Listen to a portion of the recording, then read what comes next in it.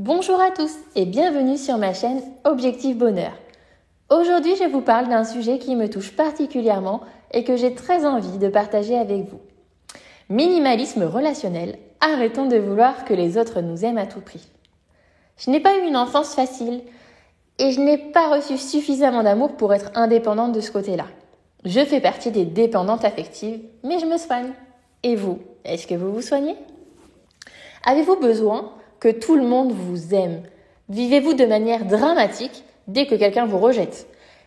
Que vous les appréciez ou non, peu importe, vous voulez être aimé. Vous voulez être apprécié.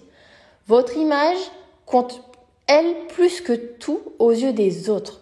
Bref, l'amour des autres, le regard des autres passe avant votre propre amour envers vous-même.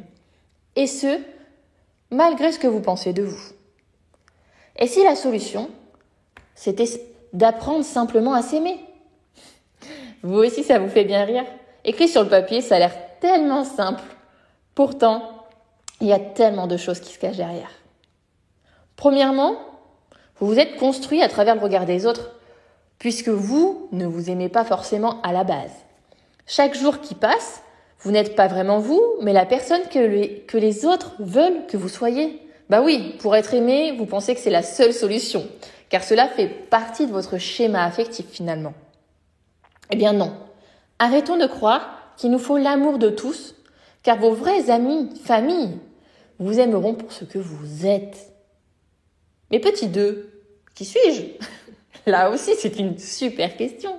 Car quand on passe son temps à vouloir être aimé par les autres, on en oublie ses propres désirs, ses souhaits, ses rêves et ses envies. Réfléchissez. Prenez du temps pour vous. À partir d'aujourd'hui, qui vous voulez être? Qu'aimez-vous faire? Qui aimez-vous voir? Faites une liste. Et tant pis si ça ne convient pas aux autres, tant que vous êtes heureux. Combien de fois avez-vous dit oui aux autres et non à vous-même? Viens faire les magasins avec moi, alors que ça ne fait plus partie de vos valeurs. Viens me voir, j'ai besoin de toi. Mais à l'inverse, vous savez très bien que cette personne ne sera jamais là pour vous. Vous dites oui à un repas, où vous savez pertinemment que vous allez soit vous ennuyer, soit que ça va vous procurer beaucoup trop de charge mentale de tout préparer, de recevoir ces personnes, et qu'au final, ça ne vous rendra pas heureux de les avoir vus. À quoi bon? Au fond, vous savez que ce n'est pas pour vous que vous le faites. Peut-être par amour pour votre conjoint, votre famille ou vos amis, mais ce n'est pas pour vous que vous dites oui.